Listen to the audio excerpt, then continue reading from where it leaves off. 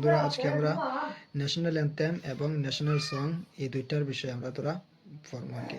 তো national anthem যেটা আমরা বাংলাতে কই জাতীয় সঙ্গীত, আর ন্যাশনাল সং যেটা আমরা বাংলাতে কই রাষ্ট্রীয় গীত বা গানও হয় কেউ। তো এই দুইটার বিষয়ে স্টুডেন্টসরা অনেক সময় কনফিউশন হয়ে যায় যে কেউ যদি গিয়া কোয়েশন জিজ্ঞানি হয়, স্টুডেন্টরা আমি দেখছি জিজ্ঞাসা যে জাতীয় সঙ্গীত কিতা কেউ চাইন তখন জনগণমন, তো জিজ্ঞাসা রাষ্ট্রীয় গান কিতা তখন আনসার হয় জনগণমন। তো এটা একটা ভুল কনসেপ্ট আর কি তাকে যায়। তো এটা অনেক ইম্পর্টেন্ট জানা যে ন্যাশনাল অ্যান্থেম আর ন্যাশনাল সং দুইটা বিলকুল আলাদা আলাদা জিনিস। জাতীয় সঙ্গীত যেটা এটা হইল কি আমরা জনগণমন, যেটা কিতা জনগণ জনগণমন। আর রাষ্ট্রীয় গীত যেটা এটা হইল কি আমরা বন্দে মাতরম, বন্দে মাতরম। তো দুইটা টোটালি আলাদা আলাদা জিনিস। জাতীয় সঙ্গীত যেটা আছে এটার গাওয়ার কিছু রুলস আছে, আর এটা গাওয়াটা আমরা বাধ্যতামূলক, যেমন আর এটা আমরা এটা লগে একটা আলাদা এটা নিয়ম আর কি বানান যে আমরা জাতীয় সঙ্গীত এটা গাইতেই লাগবো।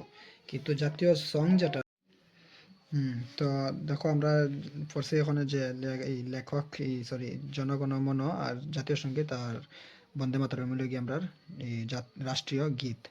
এখন হইল গিয়া দুইটা যেন আলাদা আলাদা গান, দুইটার লেখক দেখকে রবীন্দ্রনাথ ঠাকুর হইল গিয়া জনগণমন মানে জাতীয় সঙ্গীতের লেখক, আর বঙ্কিমচন্দ্র চট্টোপাধ্যায় বা কেউ কেউ চ্যাটার্জিও হয় তাই নিল গিয়া আমরা বন্দে মাতরম যে গানটা এটা লেখক। এটা একটা আশ্চর্য জিনিস, দেখো বন্দে মাতরম যেটা আছে এটা বঙ্কিমচন্দ্র চট্টোপাধ্যায় এমনি একটা পেপারের টুকরার মধ্যে লিখে লেছিল গানটারে, জাস্ট গান হিসেবে, মানে তখন একটু এই কৃষক বিদ্রোহ বাগেরা খিতা খিতা হইতো আসলো তখন এমন সময় আর কি, তাই এটা মাতৃত্বের প্রেমের প্রেম দেখাইবার লাগি একটা দেশের প্রতি একটা প্রেম দেখাইবার লাগি গানটা গাওয়া হয়েছিল বন্দে মাতরম। পরে তানে কিতা করছে একটা উপন্যাস লিখছিল যেটার নাম আসলো গিয়া আনন্দমঠ। উপন্যাস একটা লিখছিল যেটার নাম আসলো আনন্দমঠ। অনুপন্যাস কিতা দেখো উপন্যাস যেটা এটা হলো একটা বড় ধরনের বই টাইপের বই, অনেক ধরনের বই। যেমন আমরা ফিল্মের মধ্যে গান ঢুকানি হয় সেম তেমনি আগে উপন্যাসের মধ্যেও গান ঢুকানিত, কবিতা ঢুকানিত, যে এরকম একটা গান আসলো বন্দে মাতরম যেটা আনন্দমঠ উপন্যাসের মধ্যে ঢুকানিছিল। তো কোয়েশন জিজ্ঞাসা অনেক সময় যে বন্দে মাতরম যে গানটার এটা কোন উপন্যাস থেকে লওয়া হয়েছিল, তো এটা লওয়া হয়েছিল আনন্দমঠ নামের উপন্যাস থেকে, আনন্দমোহন নেওয়া হয়েছিল। আচ্ছা, এখন আমরা এই কেন আবার যে জাতীয় সঙ্গীতটা তো লেখক হলো রবীন্দ্রনাথ ঠাকুর, কিন্তু গায়ক রবীন্দ্রনাথ ঠাকুর। তোমরা খেয়াল করে দেখো, লেখক রবীন্দ্রনাথ ঠাকুর লগে গায়ক রবীন্দ্রনাথ ঠাকুর। আর বন্দে মাতরমের ক্ষেত্রে লেখক তো বঙ্কিমচন্দ্র চট্টোপাধ্যায়, কিন্তু গায়ক হইল গিয়ে রবীন্দ্রনাথ ঠাকুর। এটাতে গাইছিল রবীন্দ্রনাথ ঠাকুরে। এটা গাওয়ারও দেখো একটা একজ্যাক্ট ইয়ে আছে, ডেট আছে যেটা কোয়েশন আছে। তো আমি খবর আসলাম যে আমরা এই যে জাতীয় সঙ্গীত আর বন্দে মাতরম গান দুইটা আছে, গীত আর এই সঙ্গীত আর গান, এই দুইটা গাওয়া হয়েছিল দেখো প্রথম কোন জায়গাত।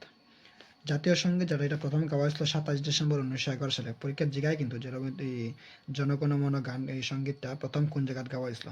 তখন কিন্তু জাতীয় সঙ্গীত আসতো না, কেন কি 1911 সালে তো দেশ স্বাধীন হয়েছিল না। দেশ স্বাধীন হওয়ার পরে এটা জাতীয় সঙ্গীত আখ্যা দেওয়া হয়েছে, কিন্তু প্রথম গাওয়া হয়েছিল কবে, এটাই হলো ইম্পর্টেন্ট।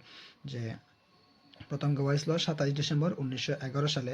আর গাইছিল কই কলকাতার মধ্যে এমনি কোনো প্রোগ্রামে গাইছিল না। ইন্ডিয়ান ন্যাশনাল কংগ্রেস আইএনসি যেটা শর্ট ফর্মে হয়, আইএনসি ইন্ডিয়ান ন্যাশনাল কংগ্রেস, এটার একটা অধিবেশন হয়েছিল। এই অধিবেশনের মধ্যে গানটা গাওয়া হয়েছিল যে এই জনগণমন। ওর প্রথম গাওয়া হয়েছিল 27 ডিসেম্বর 1911 সালে।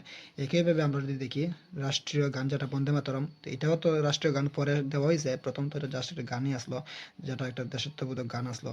তো এই গানটা প্রথম গাওয়া হয়েছিল 1896 সালে। এটাও কলকাতাতেই গাওয়া হয়েছিল। এটাও এই আইএনসি মানে ইন্ডিয়ান ন্যাশনাল কংগ্রেসের অধিবেশনের মধ্যে কিন্তু গাওয়া হয়েছিল।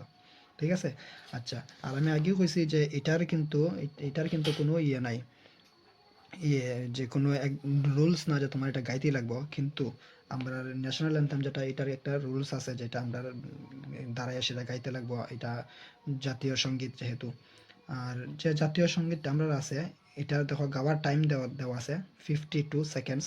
আর সেমভাবে ন্যাশনাল সং যেটা এটারও একটা টাইম ডিউরেশন আছে, যেটা হইলো গিয়া তোমার 64 মিনিটস। 64 মিনিটস মানে সরি মিনিটস না, 64 সেকেন্ডস। 64 সেকেন্ড সময় লাগে আমরা এটারে ইয়া করা লাগে গাইতে গেলে।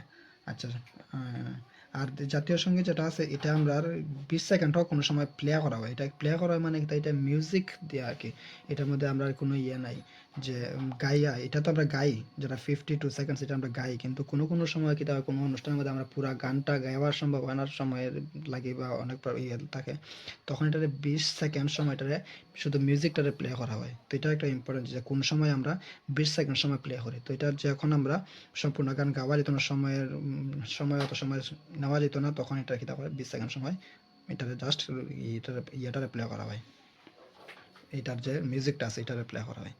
আচ্ছা, আরেকটা ইম্পর্টেন্ট জিনিস, আমরা জাতীয় এই রাষ্ট্রীয় গান যেটা আছে এটার বিষয়ে আমি লেখা হয়েছে না এখানে, এটা হইলো গিয়ে আমরা যে এই যে বন্দে মাতরম গানটা আছে এটার 2টা ভাষায় লেখা হয়েছে অ্যাকচুয়ালি, এটা 2টা ভাষা যে হইলো গিয়ে, এই 2টা ভাষা আমরা এক নম্বরতে আমরা যদি কই বাংলা, আমরা যেহেতু বাঙালি তো বাংলাটা আমরা, এটা গর্বের একটা কথা যে এই রাষ্ট্রীয় গান বন্দে মাতরম এটার মধ্যে বাংলা ভাষাও আছে, বাংলা ভাষার অনেক শব্দ আছে, আর আছে সংস্কৃত, এই 2টা ভাষার শব্দেই কিন্তু এটা লেখা হয়েছে। তো এটা একটা আমরা লাগি গর্বের কথা। যাই হোক, আজকে লাগি এই ন্যাশনাল অ্যান্থেম আর ন্যাশনাল সং এই 2টার বিষয়ে অতটুকু নলেজ দেওয়া হয়েছে, তোমরা এটারে নোট করো, নোট করে শিখো। আর কোয়েশনস কিরকম থাকতে পারে তোমরা বুঝতেই পারলাই, আমি ব্যাঙ্গে ব্যাঙ্গে কইছি, যেমন জিগাই লিব একদম বেসিক কোয়েশন যদি হয় তো জিগাইব যে ন্যাশনাল অ্যান্থেম কে লেখছে, তো এটা তো রবীন্দ্রনাথ ঠাকুর। তো অত বেসিক থেকে একটু মডারেট যদি করে তখন অত জিগাইব যে প্রথম কোন জায়গায় গাওয়া হয়েছিল, কত সালে গাওয়া হয়েছিল, এটসেট্রা এটসেট্রা। তোমরা এটা আরামসে সুন্দরভাবে নোট বানাই লিও, আর নেক্সট ভিডিও লাগি প্রিপেয়ার করো। তাই না সেটা, তো এখন এইটারে ঘরের মধ্যে আরামসে প্রিপারেশন করবাই, বেশি দিন তো নেওয়ার কথা না, কেন কি ছোটো মোটো ই আছে। আর তোমরা জানাই আমার কমেন্ট সেকশনের মধ্যে যে নেক্সট আর কোন টপিকের উপরে ভিডিও বানানো, তো তোমরা যেটা করবে আমি এরকম ভিডিও লিয়ে আইমু যাতে শর্টকাটে ইজিলি নলেজ পাওয়া যায় কনসেপ্ট ওয়াইজ আর কি। আর তো লাইক করো, শেয়ার করো, সাবস্ক্রাইব করে দিও, আর বন্ধুরা লোক অবভিয়াসলি শেয়ার করো, তারাও যাতে নলেজটা পায় আর কি। Thank you.